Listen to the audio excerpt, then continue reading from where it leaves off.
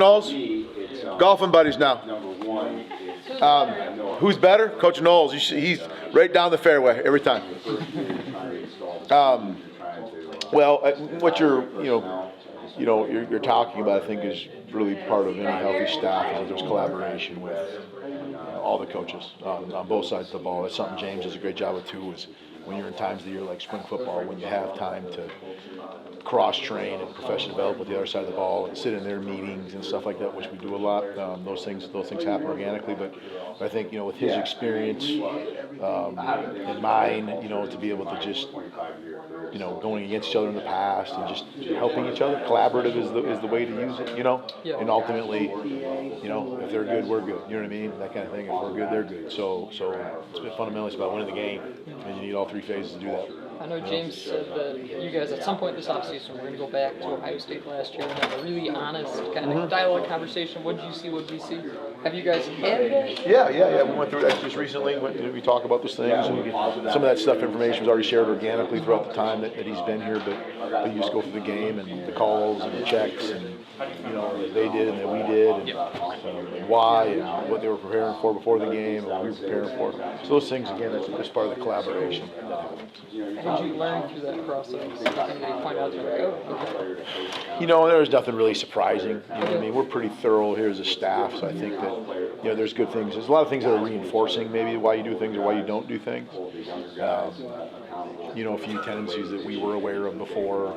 And I think every good offense has those because you're trying to get the ball to your best players a lot of times. So, but nothing like earth-shattering per se. But a good, healthy exercise. Andy, I know you spent. How did they develop the spring season? What did you see out of them? Well, in understanding what we're doing offensively, for sure, right? Like I've said before, I think the last time we met, I talked about how we were at 400 graduate level offense just day one of spring football, and then to not feel like we had to dumb it down, if you will, for guys who maybe don't have as much experience as we did. We kept challenging, but them understanding that throughout the course of the spring. So both Jackson and Grunk did a really nice job with it. They both had nice, capstone to the spring football and the spring game and some of the things they were doing. So they're picked up right where they left off in the summer and the development that we're having here right now, going into fall camp. Andy, I know you just said 400 level to start spring football, but last year, just at least from the on-field perspective, it didn't seem like there were any sort of first-year hiccups from executing the offense. So were there things maybe behind the scenes that you couldn't see if you were just watching the game, and where might that translate this fall? Better play, more efficiency, anything like that, adding new things. How might year two look? Yeah, well, what you're talking about is, the margin between winning and losing and playing the level that we're playing at is so small. And really to the layman, it might not even seem, noticeable, quite honestly. The reason Coach Franklin just talks all the time about turnovers and explosives is because those are the two major statistics that we we don't turn the ball over a couple times in those critical games, and we're winning, right? So those are obvious, I know, right? And they're not very subtle, but those really are the difference. And so you hope that is. Those things get eliminated, at least for on our side of the ball, in those moments. So that's what you hope it looks like, right? But there's still, things that happen in football that these happen. It's a game, right? It's competitive. So I don't know if we're going to be able to go the whole season without ever turning the ball over. We're going to try, you know what I mean? So stuff like that. So it's about understanding. It's about anticipation of the quarterback. It's about the prep. And any kind of stress or anxiety going into an install or going into a game plan, all that is gone for all of our guys. There's no, what does this look like? There's, it's not new at all anymore to them. It's totally rehearsed. They get it, and then they just get a deeper understanding of everything we're doing. So some things might not be noticeable, but at the end of the day, the only thing anyone notices is winning and losing. So we just want to be on the right side of that. What do you think Trevor Pena does well that makes him a fit in this offense? I think he's got tremendous ball skills. I think he's really quick. He's twitchy. He does a great job. I think when he's had evidence of having the ball in his hand, that's on film. He's making things happen with it. And I think he's a very mature person. Obviously, he's been in college for a while now. He's got a lot of good reps, but those kind of things are what we're looking for from him. Throughout the spring, what can you say from Stan and just the way he got integrated on the staff with the quarterback? Coach Drayton? Yeah. I think I commented earlier, in the spring about how he's a pro, like he's coached football at the highest level. He's coached some unbelievably talented backs that he's got, on his resume, if you will. And so he can help. What's awesome is he had two really good backs, okay? Those guys getting better looks different than somebody who just showed up here. And so he's been able to help push those guys and improve in 1% for Nick Singleton and Fat are different than 1% for, Jabri, who's going to just show up here, right? And so he's able to explain that to him. He's able to show that to him and his experience. And so he's fit right in with what we're doing. He adds, he's collaborative. It's been great. Where's Drew better than he was in January? Where's Drew better than where he was in January? He's getting stronger. He looks really lean. I teased him the other day. So you can actually see his deltoids and traps a little bit. It's good.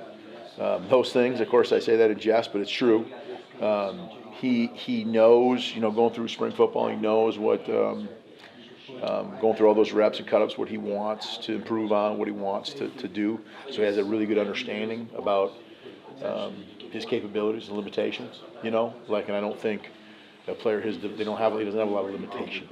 You know what I mean? Like a year ago, people were talking about his mobility, and I think that he's proven that he can be mobile enough. He's only improved that. That's a specific thing to him. But from where he was in January, what we're doing offensively, how he's playing, how he's gelling with the skilled players, like it's so effortless to go out there and talk about the plays and install things. He's like, we're good, so we can just go out there and execute. You joked about the delts thing, but physically, how is he different too? He did, yeah. You ask him to flex next time you see him. Tell him to go one of these. You'll see. He almost caught me. He's almost as good looking as I am. Coach, this is considered one of the best staffs in America. When you have so many elite guys, Coach Franklin, yourself, so many coordinators as well, how does that improve everybody's game, and how does that improve everybody in the entire organization? Well, I think more importantly for our players, we talked about iron sharpens iron. So the fact that, I'll use last year as an example, is that our tackles got to go against Abdul Carter every day, right? Now they get to go against Nittany. And we get to have guys like Zakee Wheatley cover us, and Zane Durant rushing our guards and centers. Like that's how teams get better. And so someone asked earlier about, the collaboration with Coach Knowles and the other coaches, and that's what happens, right? So when you have high capacity individuals in an organization, as long as they collaborate and work together as a team, it makes everybody better. You'll run into problems on staffs and players when people get selfish, and we don't have that here. So when guys, all they care about is, I care about winning. You know what I mean? Like, yeah, I think I want our offensive stats to be great, but not at the compromise of winning. So, and I'm sure Jim feels the same way, and so does Lustig about special teams. So when you have these high capacity individuals, high character guys, and they're about collaborating and being a team and winning as a team, you can get a lot done. Have you had a chance to? I apologize, my throat's scratchy. But have you had a chance to sit down and watch film with Jim? Yeah. Penn State film with Jim. Yeah. How has he critiqued you? There's a lot of things maybe leading up, and someone asked something similar, but things leading up into the game that maybe if there was a tendency or not. If personnel, what their thoughts of the personnel was, reinforcing some of the things we do well that want to keep doing to add stress on defenses. Getting that kind of feedback from somebody who's coached against it's really good. It's important. Did you point anything out about Drew that you're like, oh, that's a good point, Allar, maybe we knew this or we didn't, and just in terms of... No, not really. You know what I mean? I think the biggest thing, going back to that, again, it was a while ago, it seems like, but, going into the game, what his availability was going to be, you know what I mean? That was one of the comments, and the two quarterback stuff. The idea of being transformational instead of transactional, how much does that resonate with you, and maybe why you got into this in the first place? In the profession? Yeah. Well, that's what started. I think the development piece was all I ever really cared about. And then as you coach longer and get to this level, and it's really easy to fall into the trap of being transactional. Because money's all around, everybody wants it. So how do you still help individuals reach their goals? You know what I'm saying? Even when they maybe have money, how do you help individuals grow and develop wherever they're starting? That's always been the main thing. I think James does a fantastic job here with the staff of reiterating that consistently.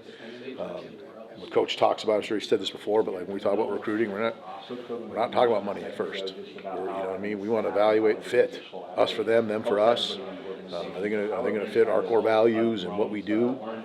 And not going to try to go out there and make this transaction. You know what I mean? Because we want them to succeed here. We want them to get a great degree. We want them to get friendships. You know what I mean? Relationships that will last the rest of their life, in a place that they could take a ton of pride in 30 years from now. But then we also want to be able to help them reach, their professional aspirations, which every guy on our team has. And so I think Penn State's one of the unique places you can do both of that, right? You can play football at a really, really high level, and you can get a really, really good education and a culture that's incredibly healthy. James mentioned talking earlier about Zariah Fisher being a guy that maybe people aren't talking about externally, but maybe mid-season might be a guy that there's a big buzz for him. Who's the equivalent of that on the offense that comes to mind? Oh, I don't know. And I hate when you guys ask me questions about certain individuals, because as soon as I name a guy, the 30 other guys are. You mind if I ask you a specific one then? Sure. Is Khalil Dinkins kind of in that mold? Okay, so I have talked to Khalil before, but I think he's one of the most unheralded players in our offense, mostly because everyone would talk about Tyler, and rightfully so, but Khalil did a lot of the dirty work to make sure that Ty was able to put in those positions. And so he handled that role. I expect his role to continue to grow, but he's certainly, we have high expectations for him going into the fall. Thank you. Andy, what's it like working with Trace McSorley as an analyst? Having his experience in the room, I think, is really, really good. I think specifically, you think about the quarterback room, how he's been the starting quarterback at Penn State before, and he knows maybe the things that come with that to help communicate with Drew, right? He played football in the NFL, right? And so you have those things that he can help in the quarterback room. As he's getting into his coaching career, I think he does a great job because he cares about teaching and coaching. He's passionate for it. But we have a very collaborative offensive staff, and so him to be part of that and say, hey, when I was at wherever, New England, we did it this way. I forget all the places he's played, but one of the things we did, this was the kind of drop that we used. We read it like that, or that's exactly, so we have those kind of conversations in there that he's a part of for sure. But I think his ability to impact the quarterback room specifically is going to be super, super helpful.